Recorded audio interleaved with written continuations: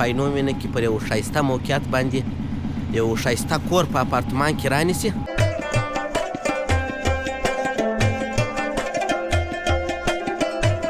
اپارتمانونه دې وینې دا یو بلاک دی 6 منزله 14 کوره کې پکښې دي.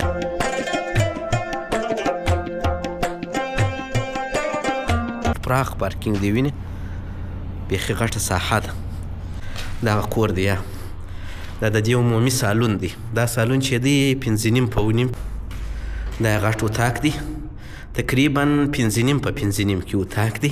پسې کاشي کوو د اګزاز دپاره پیپ ټوله سیسټمونه یې دغه دي.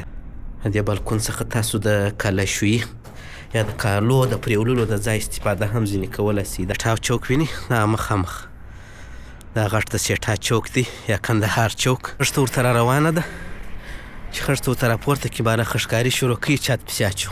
عینو مینه کې ښایسته اپارتمان رانیسي هغه هم په کښتو باندې یعنې پیسې په وخت سره سوکا سوکا ورکړي.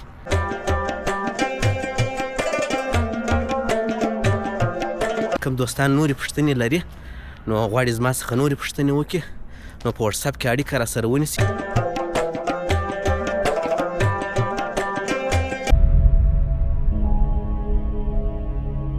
السلام علیکم ګران دوستانو، یو ځل بیا ښه راغلاست. په دې هیله چې ټول به جوړ او روغ یاست او د ژوند شپې او ورځې به بخیر در باندې تېرېږي.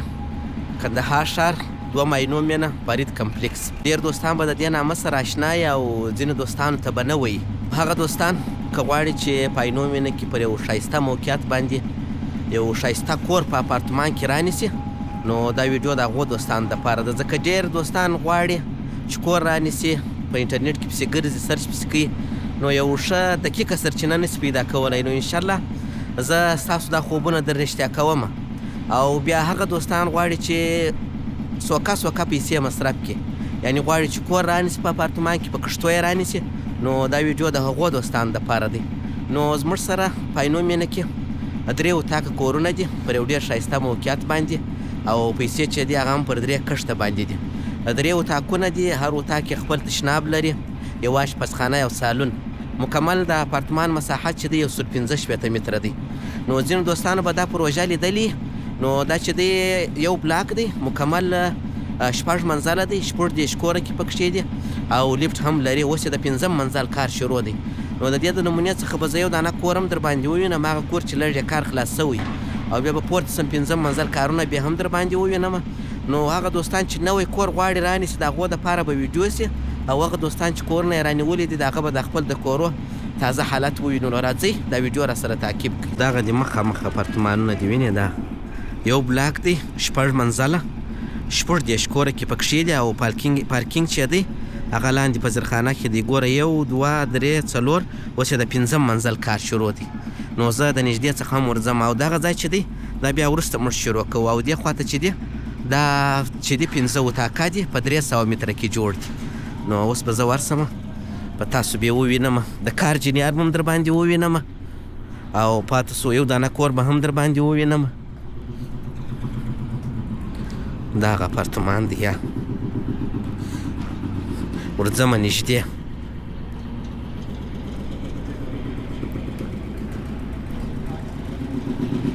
جنریټر هم چالان دی. دغه دی وینې دا کورونه چې دی شا و مخ ته خلاص دی، ډبل بالکون لري. بیا زه در ښیم دا لاندې زیرخانه ده په دې کې پارکینګ لري 5 منزله یې شروع دي.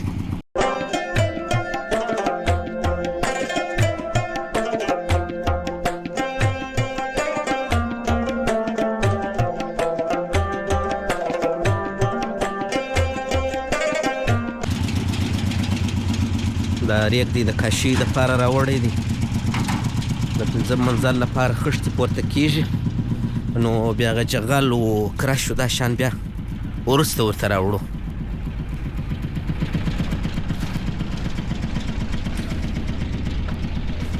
یوه کور ته زه د نمونې په توګه ورخیږم. د دې خوا څخه یې دغه لاره ده دغه مکمل بیا په هر منزل کې له دغه ځای څخه ونیسه بیا ته دا سره پورې هم 6 کوره دي او دغسې هم 6 کوره دي مکمل 14 کوره دي. پارکینګ ته بیا مې وارې ورشوه سمه. دا پارکینګ دی، صحیح دی. دغه وینه دا پارکینګ سو او پاتې سو دا لیفټ دی. ګوره د پارکینګ څخه شروع دی، ډېر غټ پراخ پارکینګ دی، وینې بیخي غټه ساحه ده. او اوس به ولاړ سو، یو کور به د نمونې په توګه د ښکاره کړم. نو په دې کې ما تېر واري مې یادونه کړې ده چې زموږ سره ډېر محدود کورونه پاته دي. دا ځای وینې پلستر سوی دی، یا دا سټاپ دی، غټ آزاد پراخ سټاپ، 2 کوره. دا لیفټ دی، یا د دې څخه به دغه کور ته زه ورسم.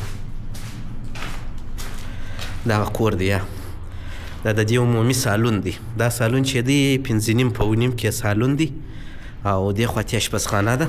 دغه تر دغه ځای پورې اشپزخانه راځي. 3.5 په 3 کې اشپزخانه ده. دا بیا کاشي کېږي، تاسو ته در معلومېږي. او دغه یې بالکون دی.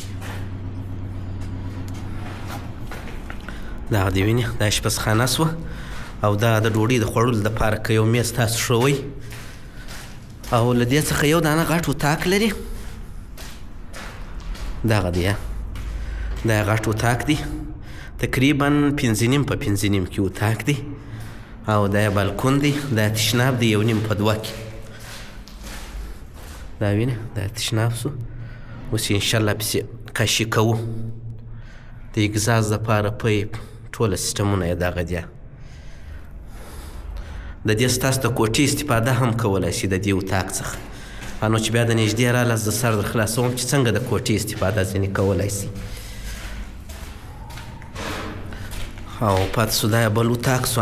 اتاق یا خونه ده، تشناب یې دی 1.5 په 1.5 کې. دغه دی وینې دا تشناب دی، کلکین لري، ښه غټ کلکین و اګزاز و دا شان لري.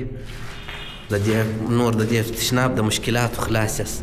دا یې بالکون دی، یا یعنې دا یې بالکون دی.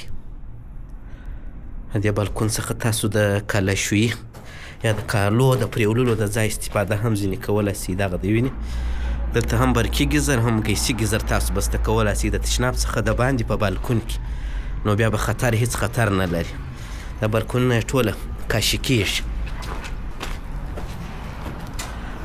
دا سو دغه اتاق چې دی دا 3.5 په 5 کې دی. او پاتې سو دا مکمل مساحت د اپارتمان 165 متره دی. 3 اتاقه، 3 تشنابونه، یو اشپزخانه، یو سالون. دا هم ګوره د دې تشناب دی، 1.5 په 1.5 کې تشناب دی. او پاتې سو دا یې بالکون دی، لکه څنګه چې هغه بل بالکون و. هماشي درته وویل ما د بل خلاص دی دا کور دواړه طرفه ته. د دې هم ګوره د ګیزرو د دې سیسټمونه دلته بسته دي. نو په تشناب کې به مو ګیزر نه وي، که ګیسیږ دی که دا بلژ دی، خطر بې صفر. او تشناب به هم ښه آزاد صفا درته پاتې. وینې دا یې سالون سو. نو خېجم یې وارې لوړ منزل ته. کار در باندې وینم، د کار جریان به در باندې ووینم یې وارې. که څه هم لږ به مې ستړی کړي، خو بیا هم دا وینې تر دغه ځای پورې دا دیوال دی. یا د دې وروسته بیا ښایسته PVC کلکین پکښې لګېږي. دا یې ځینې دی. بل منزل ته راپورته سو. د بل منزل کور به هم خالي داسې د دې ځایه در باندې ووینم. وینې دا هم خاص هغه رقم کور دی. ځمه بام ته پورته کېږم. دا دې بام ته خو مې ځان راورسوی 5م منزل ته. یو څه یې ستړی کړم. دا سړک تللی دی سیده سیټا ته. سیټا چوک ویني، دا مخامخ دا غټ د سیټا چوک دی یا کندهار چوک. دا دی ویني دا د 5م منزل کارونه شروع دي. میلان یې ډک سوي دي. دا دې اوس اوپاشیانې ورکوي. داسې اوپاشي موږ ورکوو. نو د کار په کیفیت کې انشاءالله 1% هم مشکل نشته. دغه دی، دا منزل دی 5م منزل دی. بیا وروسته 6م منزل انشاءالله پر شروع کېږي. خښته ورته را روانه ده چې خښته ورته راپورته کړي، باره خښکاري شروع کوي، چت پسې اچو. نو بیا به انشاءالله زه د چت په ورځ ځم، تاسو به جریان کې کوم. نو لکه څنګه چې ما یادونه درته وکړله مالکه کم دوستان غواړي په عینو مینه کې ښایسته اپارتمان رانیسي هغه هم په کښتو باندې یعنې پیسې په وخت سره سوکا ورکړي نو بس ما سره اړیکه په وټساپ کې ونیسئ انشاءالله دلته به زه تاسو ته نوملیکنه یا ثبتنام وکړم او یو ښایسته کور به درته رانیسم هم به ستاسو کور سي هم بیا په پیسو نه سئ پوه قرار به پیسې ورکړي یو وخت کې به انشاءالله خپل کور تیار اماده درته ولاړ نو دا چې د کښتو په هکله د نرخو په هکله یا څوک کوم دوستان نورې پوښتنې لري نو غواړي زما څخه نورې پوښتنې وکړي نو په وټساپ کې اړیکه راسره ونیسي انشاءالله بیا زه دورې مکمل معلومات تاسو ته په وټساپ کې درکوم